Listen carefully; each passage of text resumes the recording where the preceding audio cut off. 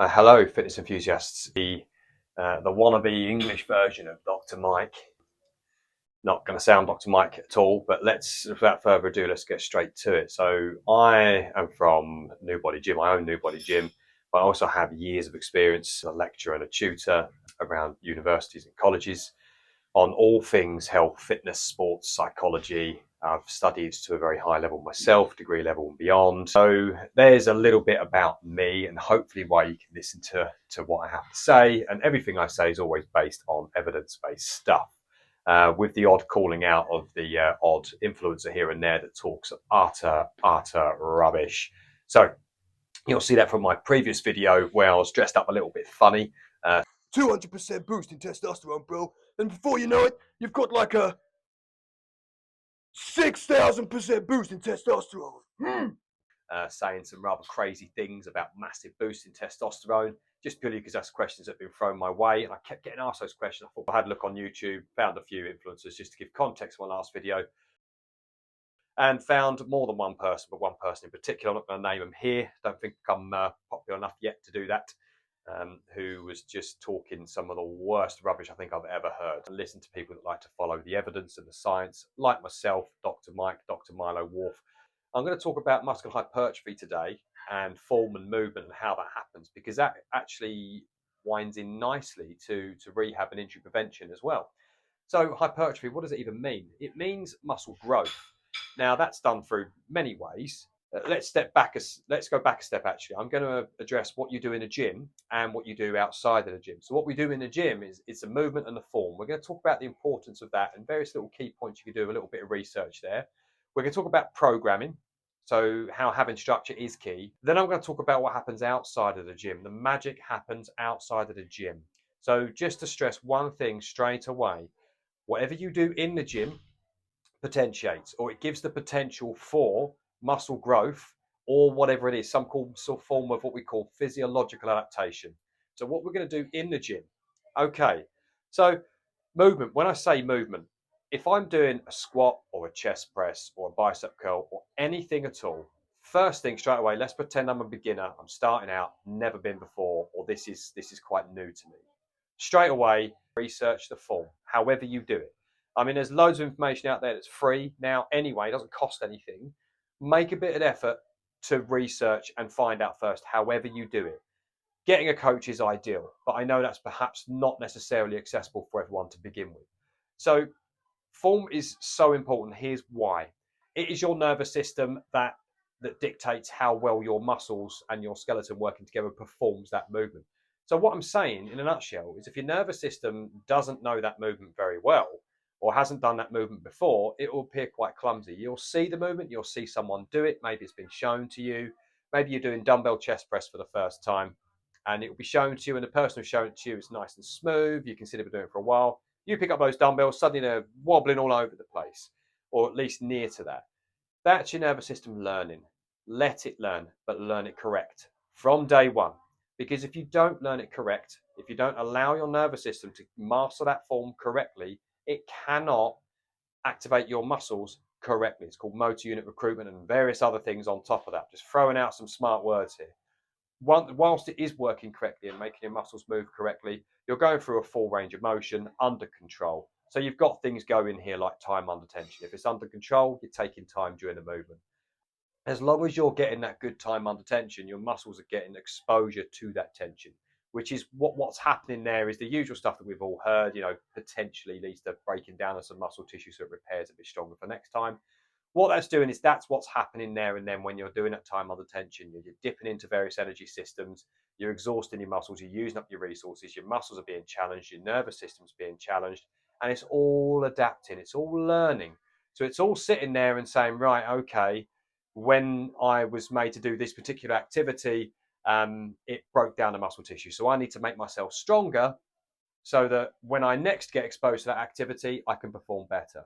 That's what your body's essentially doing. But through good movement, through your nervous system being educated very well, you're increasing the potential. You're giving better potential for muscle growth and muscular strength improvement, fat burning, all of the many benefits that come with exercise, especially resistance exercise as well, from hormonal balance to blood sugar level control, loads of stuff. It is utterly transformative.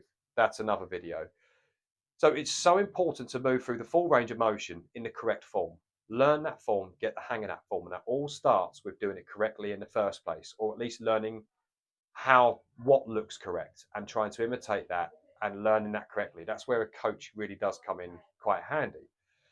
The other thing with that is once you've learned effective movement, you need to make sure that every movement you're doing, you're taking your muscles to their full range of motion. If I was doing a chest fly, for example, I would come right back and then open that chest right up and come right back to a maximal stretch so I can really feel it across here and across here.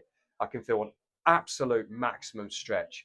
When you're doing that, you're also helping the research at the moment. The theory is it is all pointing towards that stretch movement, that lengthened part of the movement is where most, and this is research at the moment, the evidence is pointing to that. So it's not definite, but the evidence is quite strong in saying collectively that when your muscles are taken to their full stretch and beyond at that each rep, what that's doing is that particular part of the movement, that lengthened part of the movement, is bringing on most of the potential for your muscle growth.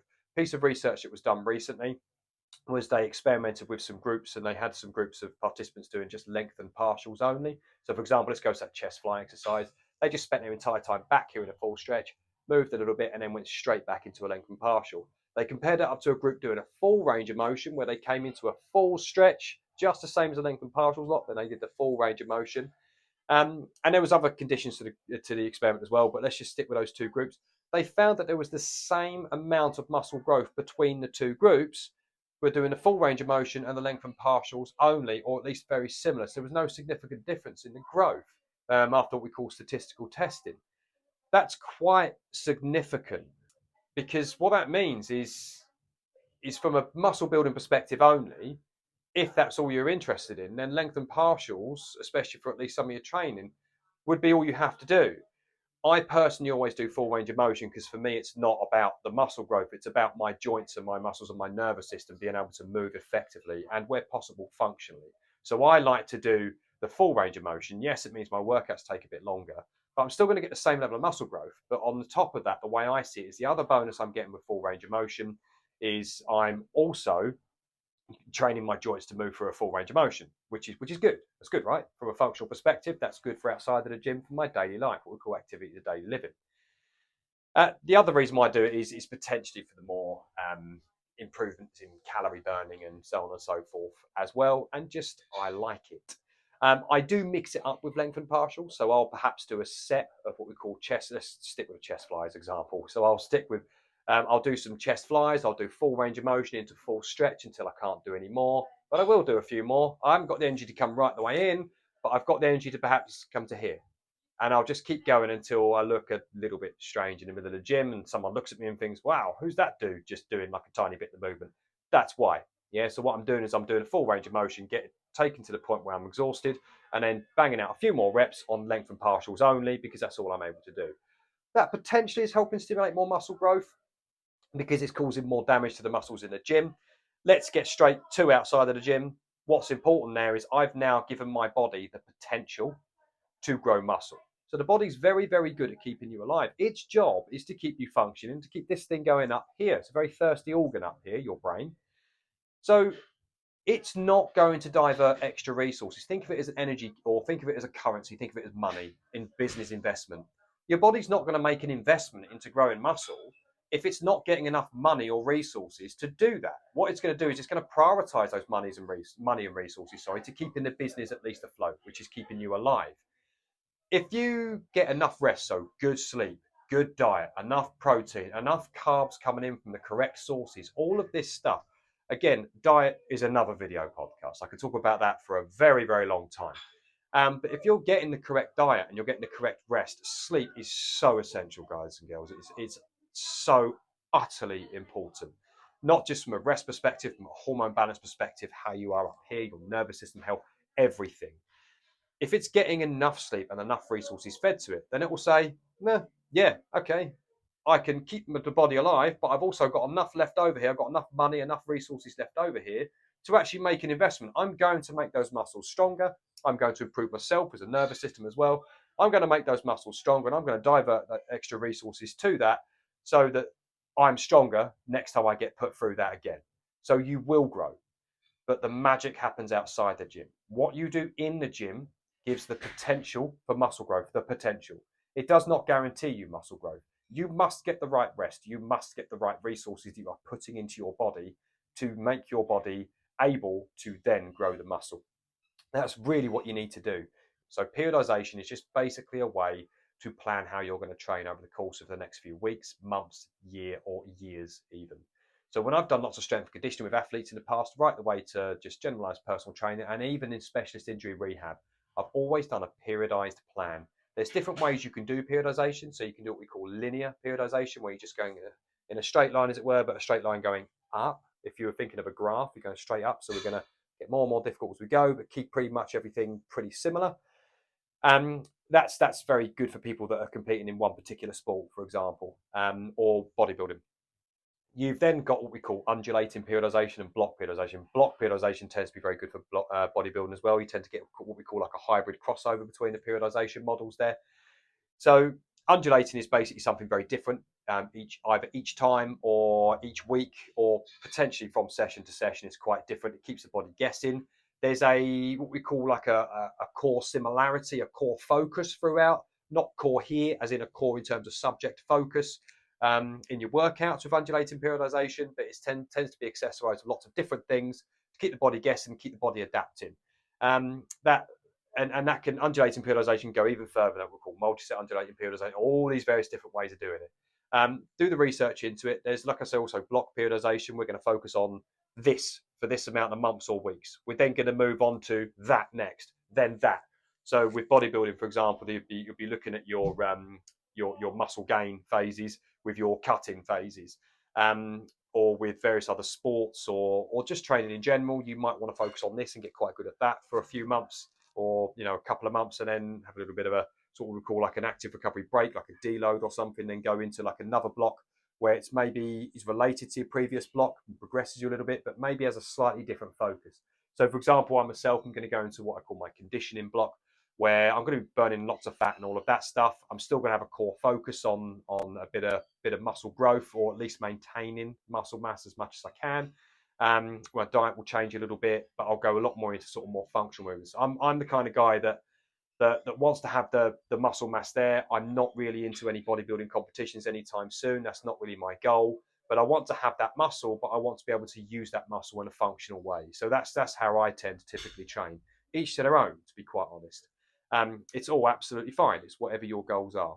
So I tend to follow a bit of a block periodization model, but I tend to put a lot of undulating periodization in there as well. But who knows, next year I'll probably change to a linear or a block only. We shall see. So the point I'm making there is structure your training.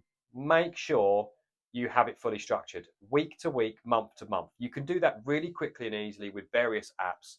To coin my best YouTube buddy who has no idea I exist, Dr. Mike, who pushes what we call RP Hypertrophy. Their app, I find that really quite good. Actually, I've had a look at that. They've got a nutrition one and a periodization, a training one, and it helps sort out all your training for you, helps you write your programs, get some brilliant exercises in there. It teaches you a lot. It's all backed by the science, just like I am as well. It talks about the full range of motion, the length and partials, taking you to it's a full-on stretch, helps you with your programming, your structure, videos of the exercise demos.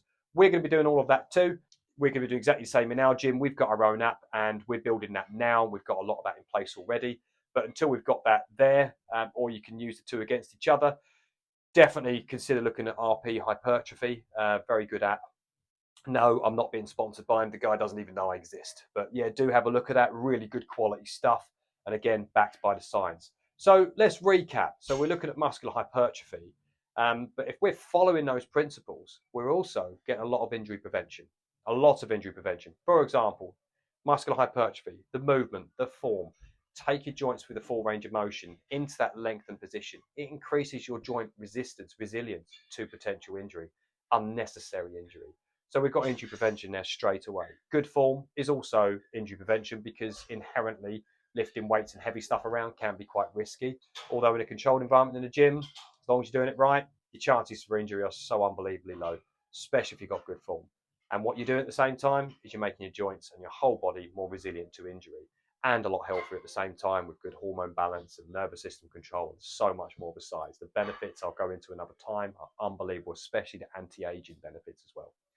So we're looking at good movement, good form, going into that full stretch. So if I'm doing a squat, I'm asked to the grass.